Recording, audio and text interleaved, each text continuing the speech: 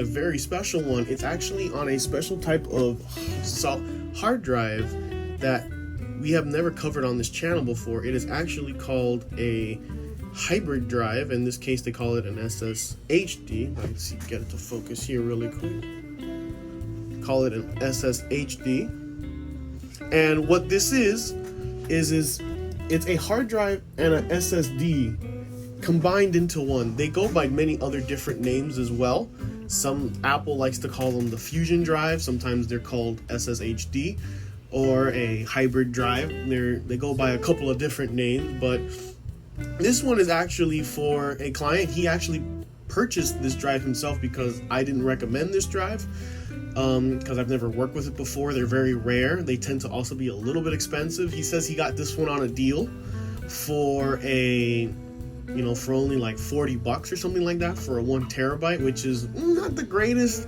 You can get a pure solid state for a terabyte for around like that same price, and you get the full reliability of a solid state. But he wants to give this to his kid. He doesn't want to really spend a lot of money on it. He doesn't know anything.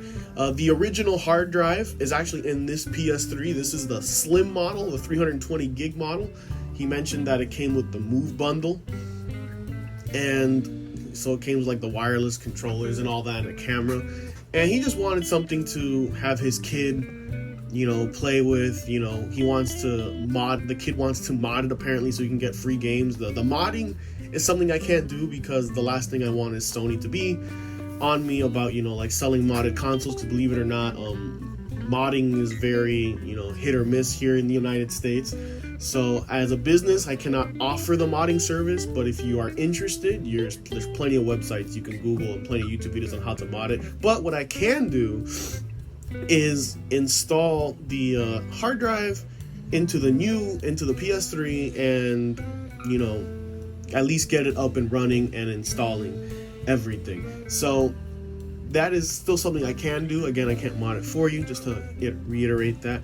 But while I have it here, I did want to make a video on it because again, we've never discovered or explored this drive before, and I want to see if doing it has any real benefit besides upgrading from 320 gigs to 1 terabyte on the PS3, because believe it or not, the PS3 only has SATA 2, so you can't even though it came out in 2007 when SATA 3 was starting to become available, and I think it was for the most part available, it only has SATA 2, so even if you have an SSD, it won't realize the full speed. Also, this was before SSDs were very popular, the PS3, so the OS doesn't have the built-in protections that an SSD needs in order to prevent itself from harming itself. SSDs don't like to be defragged a lot. It tends to reduce their lifespan, even though a lot of SSDs now have that capability to prevent the defrag process from operating. But in general, the PS3 can't really use all those functions and all those, and all the benefits of an SSD. So I figured, why not give this a shot? I wanted to make a video on it so that way you guys can know if it's even worth it. The other benefit of having this is, again, from 320 to 1 terabyte. The PS3 can't recognize really anything over 1 terabyte. So if you buy a 2 terabyte, you're actually kind of wasting your time because it will only recognize half of the 2 terabyte drive from what I've read online. So sticking to 1 terabyte is essentially the limit. He's going to download the games directly to it, which, there is quite a library of PS3 games, so 1 terabyte should be more than enough. I've also heard that you can play off the USB, which, again, is a hit or miss thing because the USB drive is generally slow. It's only a 2.0. I've heard loading times are long. Haven't really researched it, but, the few research things I did, that's what I came up with. So before we put in the new drive, we're actually going to test out 3 games on it, see how long it takes to get to, the loading screens and all of that, and we will proceed from there. Before we install the new hybrid drive, I want to see and do a little easy comparison, nothing crazy here, just a me with my phone and a stopwatch, is the game's loading. And apologies for no audio. This monitor actually doesn't have any audio. You'll see a message saying unsupported, but it's from the moment I've owned it, it's never had audio, and it was never advertised for audio.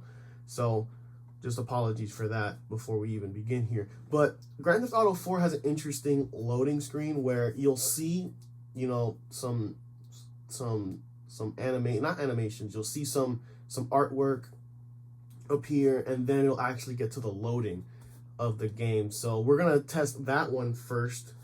When I see the loading screen appear, I'll hit the stopwatch immediately, and then we'll see how long it takes from there. This game in general does take a while to load, but it's hard to kind of determine because there's a lot going on. They have the logos appearing, which you'll see in a moment. You have, you know, your typical, you know, credits, you know, saying unauthorized copying of stuff, you know, the typical things you see before you even start your game.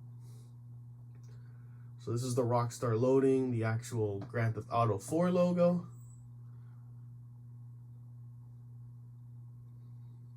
And then you'll start seeing the artwork here really quick.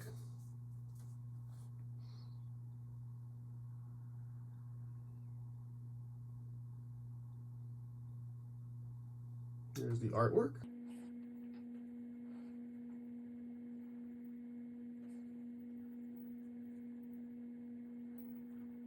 And it should be pretty close to this one here. Right after the gentleman playing dominoes and the lady walking up to the car. Here it is. The loading.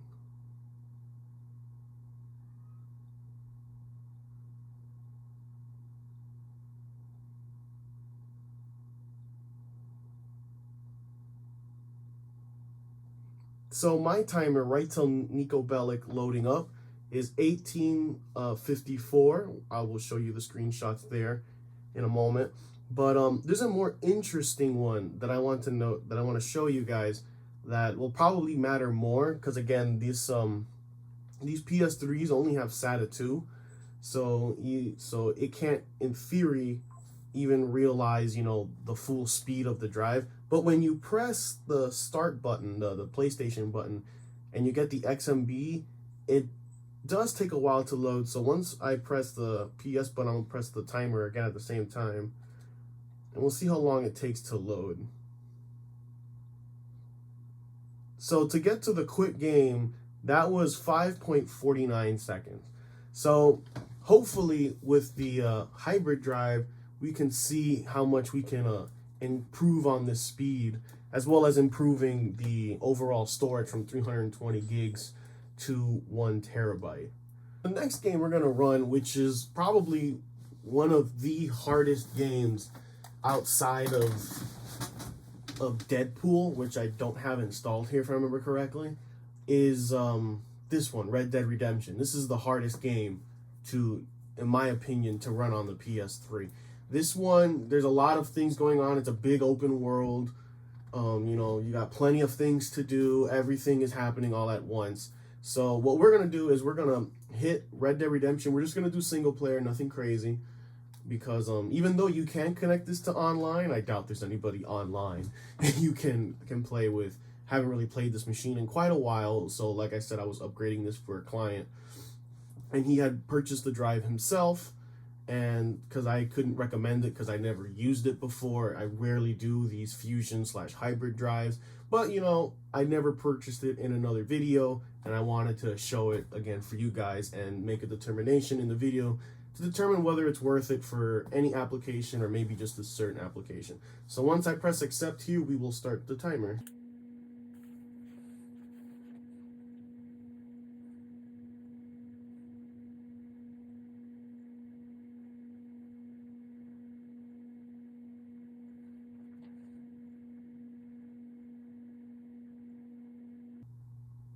So I got 34.43 seconds to load up until John Marston riding right in front of his horse, which is not the worst, but you know, there are other games that do load faster than that, and hopefully maybe again with the hybrid drive we can maybe speed it up a little bit, you know. But that is kind of not too bad, but at the same time not too great. All right, so the last game I want to test is not very hard on the PS3 at all. In fact, if I remember correctly, this is a port from PS2, is God of War 2. So it doesn't take that long to load, but I still want to see if, even if these easier to run games, to see if there's really any difference at all. So we're going to actually load from this save state, and once we see the loading, once it goes to a black screen and we see a loading screen at the bottom right, we will start the timer. So it will first load the game, and we're starting now.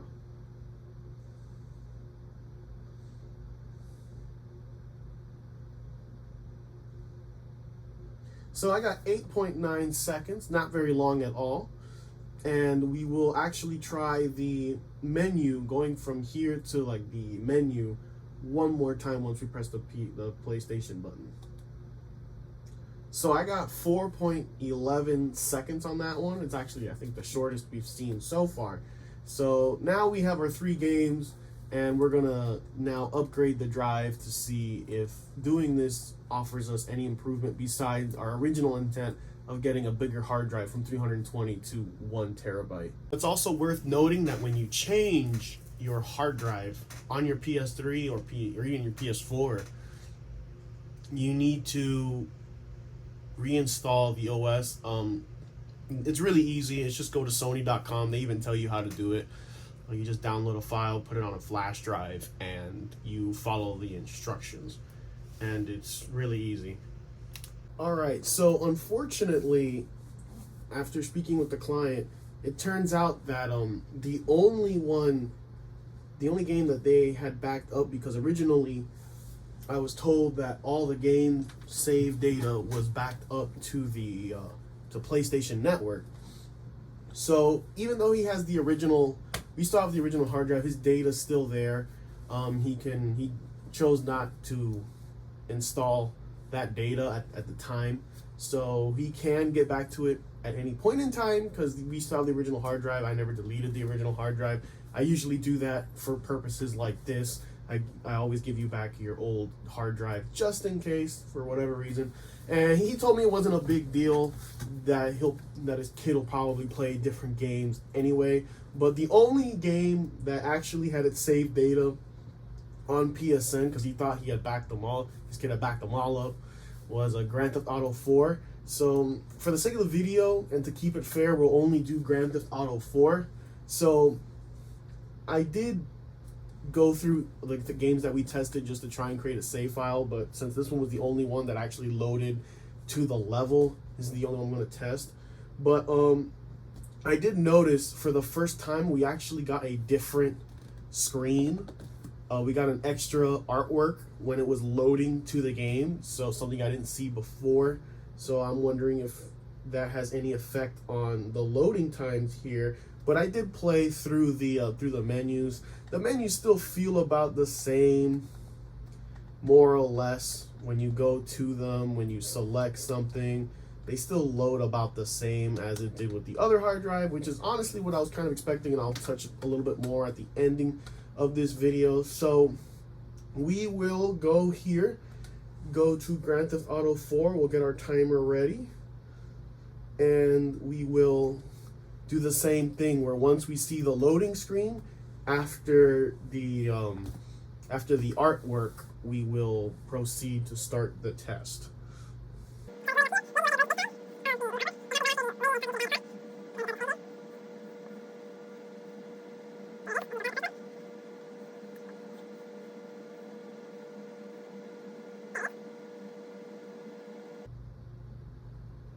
And I got 10.05 seconds on that one, and we didn't see the other artwork. So that one does seem a little faster than the other one, and we're actually going to test one more going to the startup once we press the PS button. I got 2.83, which is actually pretty good. The lowest we got was 4.91 if I remember correctly. So we do see some improvement here.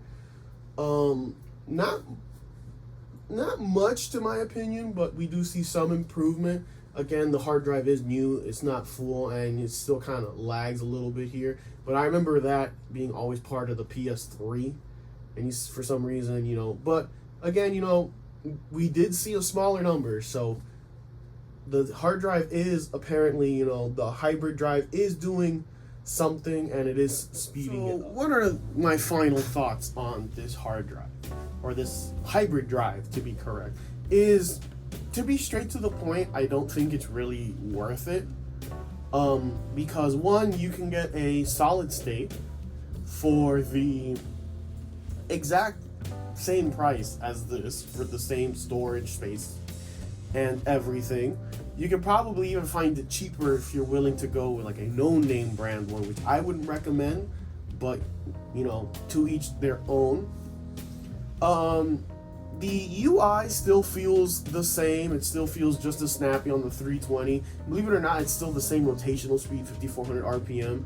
And to be honest, you're not going to see much of a difference in speed for the most part, just due to the nature of how these things are produced. It's essentially a small little flash storage device, usually about 8 gigabytes, and I think that's the same for this one installed here, where only the most importantly frequently accessed files will be on there. So yeah, maybe your OS might be on there, but the OS is usually bigger than 8 gigabytes, so the whole 8 gigabytes of the operating system won't be on there, only be little portions of it. So unless you're playing a game very frequently, and it's a very small game, because even God of War 2 is about 6 gigs, the GTA is 11 gigabytes, and Red Dead Redemption was about 9. So the whole game won't be on there.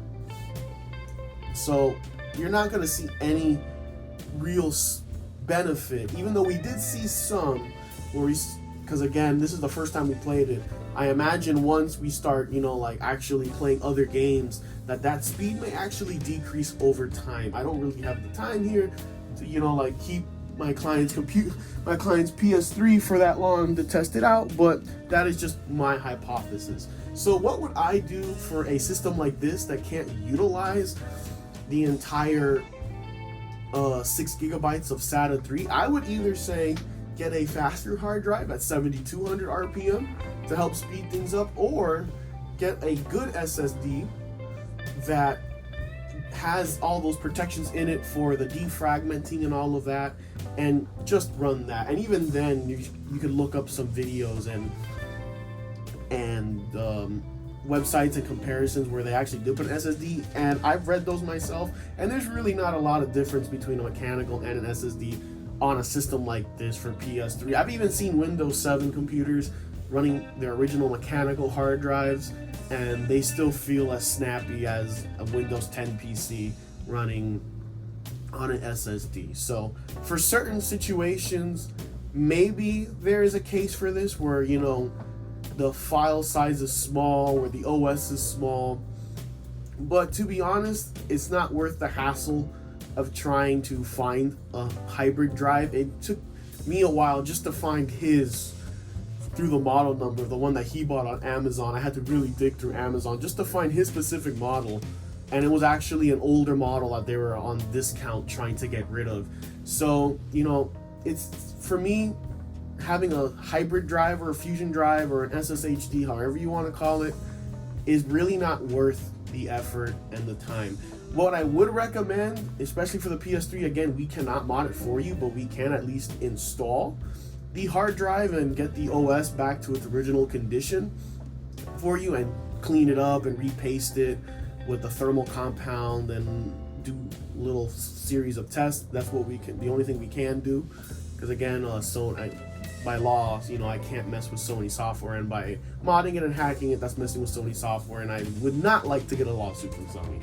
So the only thing, that we can't, the only thing I would recommend you do is make sure all your data is backed up, either on Sony PSN or through the flash drive, through the utility software that's actually built in to the XMB here, the cross media bar.